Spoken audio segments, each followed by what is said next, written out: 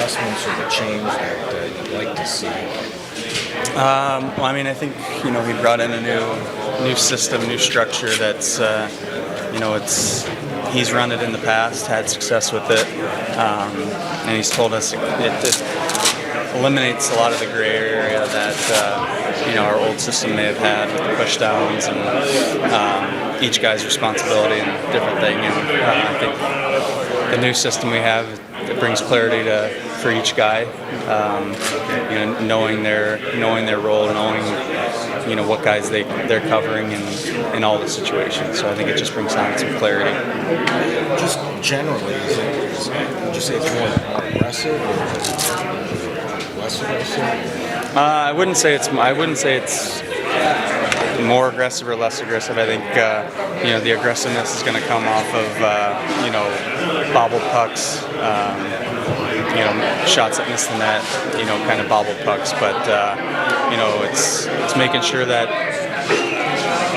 when they do have the puck, making sure we're in shooting lanes, knowing what 2-on-1 on the ice you're responsible for, because obviously they have one more guy out there. There's going to be one guy open, but it's responsibility of how to play that 2-on-1 when the puck's in different positions on the ice. And that is one area that if you can improve just a little bit, I mean that's how to improve the goals against overall. Yeah. I mean, I think that's one thing that we struggled at this year was our PK, giving up sometimes multiple goals a game. So cleaning that up, I think puts us gives us a chance, for our power play to get one and win the special teams game. And I think that's a big part of this league right now. A lot of the guys have talked about just the energy that's kind of changed since coaching change. How have you guys kind of navigated it so far in the first couple of days here? I think it's been good. He's come in and said, we're going out on the ice with the purpose. He's gonna make corrections when corrections are needed, but he's gonna tell you when you're doing things well. So I think for him coming in that short period, I think we responded well from the first game to the second game, and we had another work day of correcting things, working on things, with the purpose yesterday, and now it's on us to go out there and execute again tonight. You guys have faced the Penguins twice already this year. What are some of the things that they do well, and what can you guys kind of counter with? Yeah, I mean, I think you look at some of the players they have up front. They have the ability to make plays and the ability to score goals. But on the flip side, I think if we really focus on playing a strong defensive game, shutting those guys down. They're a team that's going to give us chances as well. So I think we need to make sure that we're similar to how we played against Washington, making sure we're tracking, closing quickly, and when we do get that opportunity in the D zone to move the puck up to the forwards quickly and get on the rush, that's important tonight because they have D that will join the rush, and if you can kill a play early and catch them with a quick transition, I think you're going to get some odd-man rushes. Are you going with Lyon again? I'm sorry? Are you going with Lyon again tonight? We are, yeah. When it comes to your goaltending, do you have a preference do you like to see one guy get the bulk of the starts or alternate, or do you have any kind of just philosophy? No, it's really important that you keep both goaltenders engaged. They have to understand that they're valued by not only the goaltending coach and the coaching staff, but everybody, the players and that type of stuff. So we work hard to do that. We engage them. But often it's if somebody's had a good game and a bit of a hot hand, we may go back to that, but there's no guarantee. What do you want to see from Albert Johansson to get an opportunity in the lineup? Well, it's not Albert Johansson right now. It's the new coaches just trying to figure some things out. So Albert's going to get an opportunity, and when he goes, it'll be up to us to figure him out. We're just going to ask him to go play his game. And I can't tell you what I need to see from him because I don't know him as a player. It wouldn't be fair to him or to me. He's not out of the lineup because he hasn't played well or anything like that. It's just the coaches are trying to figure out some players right now, and he will get his chance. Bergie, I mean, Todd, is Bergie kind of in the same boat? I mean, we gave him more time here the last couple of games. What do you need to see from him, or what would you like to? Bergeron. Young player, figuring him out. I thought he seems to be a sturdy, solid, good puck protector. I think he's got some offensive instincts and mind. Sometimes those players, they want to stay and play in the NHL, so they're afraid to make mistakes, and they play a little more conservative. I'd like to see him just turn himself loose a little bit. Make mistakes, we'll help you, it's okay. But bring your complete tool set to every game. They're also trained, throughout junior or wherever they're playing, and then even in the American League, they're trained for 18, 19, 20 minutes. And if it doesn't happen for them early, well, they still have 15 minutes left in the game to make their mark. Right now, Dylan Larkin and Raymond are getting more minutes. So you have to work your way in with 10 or 12 and feel good about it. And then pretty soon you start biting off 13, and then you get to 14, and all of a sudden your Razor or Larks where you've moved up the lineup. But everybody goes through that, and it's hard for young players to understand that. They all want more, which is great, and I appreciate that. But with what they get, they have to make it count. So with Bergie, play, let's go. You have, at least from what I've heard, you have a lot of real good tools. He hasn't hurt us defensively, which is great, but I think there's some offense there. What does separating Seider and Edvinsson do for the D-core overall? It balances things out a little bit. It takes some pressure off to the younger players.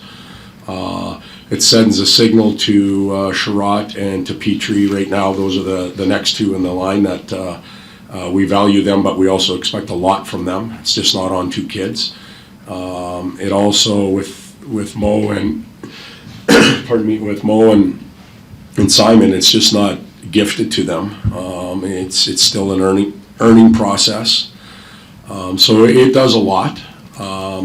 It also allows us to look at them in different combinations. A lot of the games that Trent and I have been watching, they've played as pairs. So we, from a distance, been able to watch them play. We haven't seen the pairs that we're using very much because we just went to them. Todd, you got a busy schedule in January, a lot of games. Is that going to be more difficult to incorporate your stuff coming up here soon? Or? It is. It's, pregame skate today was 22 minutes long or something like that. But during those 22 minutes, we did our typical warm-up, and unfortunately they're non-thinking drills. They're just about rhythm and feeling good, and sometimes we probably detrain them by doing that. But we also specifically picked a couple things just to pop in there for the 22 minutes to work on. Just simple concepts that we can introduce to the players, or at least get them to understand what our language is and move the pieces around on the ice so they've felt it. And, we did that with some short and long 2-on-1 type scenarios and a little bit of power play work today. That's going to have to happen, from now until the Four Nations break. You go every second night, but we're not the only team doing it. But we're one of the few teams that has to catch up and just make changes. Can you talk about how you've had to change as a head coach over the years, as far as communicating to players, how the players have changed and made you have to change? Yeah, I think when I entered the league, players were and probably understood that they needed to change and abide by what the coach demanded. It was a little bit upside down compared to what it is now. Now the coaches have to understand that they've got to be able to bend a little and work with the group. Players used to have a very small support system around them, whether it was mom and dad or maybe an old coach or a brother or whatever it might have been. Now that support group's massive. And they're hearing from a whole bunch of people. We have to understand that happens. We can't shut that out. We have to welcome it in. Players used to, they had that Teflon kind of. It was, you could growl, you could bark, you could push buttons, and so a lot of times it was just water off their back or they hit it very well. They're a lot more sensitive now. just a word choice can throw a player off or bring them back. There's so much analytics in the world that they can self-reference that and not even look at what we're using or what we value and make it look good or bad for themselves, and then apply. I can go on how much it's changed, and most of us are, well, not all of us are my age. There's a lot of younger ones in here too, but the ones that have been around for a long time, you know how it's changed too, because you have to ask questions differently.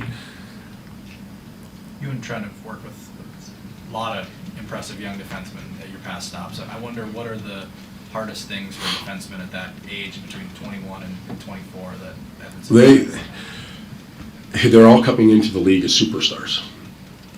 Simon, Mo, they arrive as superstars. They were that on the Swedish team, and they were that in Frölunda or wherever they played. I'm just making up teams. They had to be to get to where they are now at that young age. And now they get here, and this is the best league in the world. And they have to find out, first of all, how hard the league is. They often underestimate it. They have to understand how long the season is, because they often underestimate that.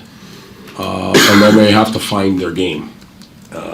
We talked about our D. We want them up in the rush. We want them to go.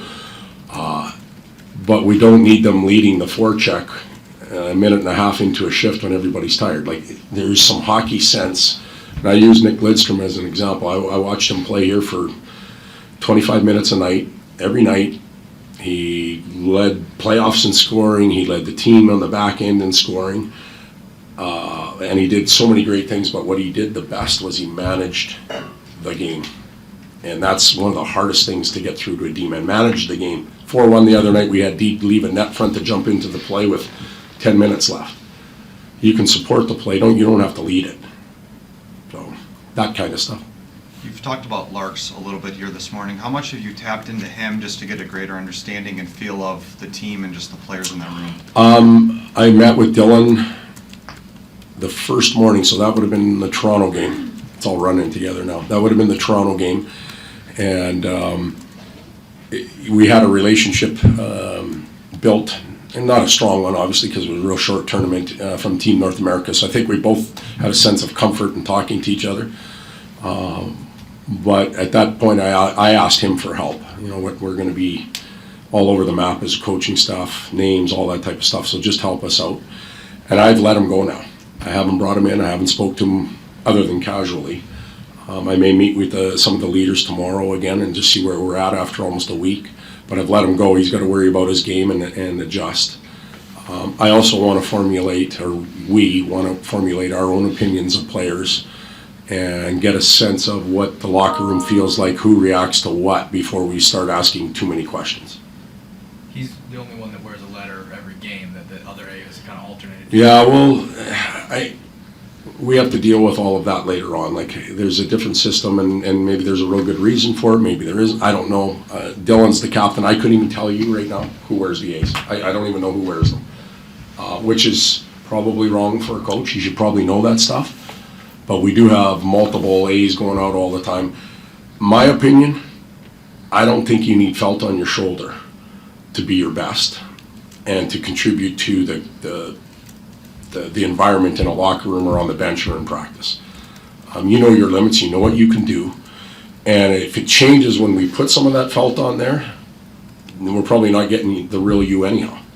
So what would happen if we didn't have season A's on anybody? Would we have to not play tonight? Like, there's no rule that you have to have them, I don't think. But in any case, that's my theory a little bit. So when I meet with the leadership group, or 3 guys maybe, or 2 or 4 or whatever it might be, it's not always just going to be whoever wears the A's. We have to train some of the young players to develop some of those skills too. Is it slowly getting a little bit more comfortable? Is it still 100 miles an hour right now? It's a little bit 100 miles an hour still. It's getting more comfortable. I know where to go in the locker room. Video, kind of the way the training staff, our video staff, rolls things out and how they use presentations and stuff. I'm getting more comfortable with that. Player-wise, nowhere near the type of relationship building that we have to accomplish over time. There's just not enough time. Life is hectic. My wife arrived, so now we got all that stuff going on, figuring out, where we're going to end up and all that. So we add another variable into it, but I knew it was coming, so I'm okay with it. Good. Thanks. Thank you. Thank you.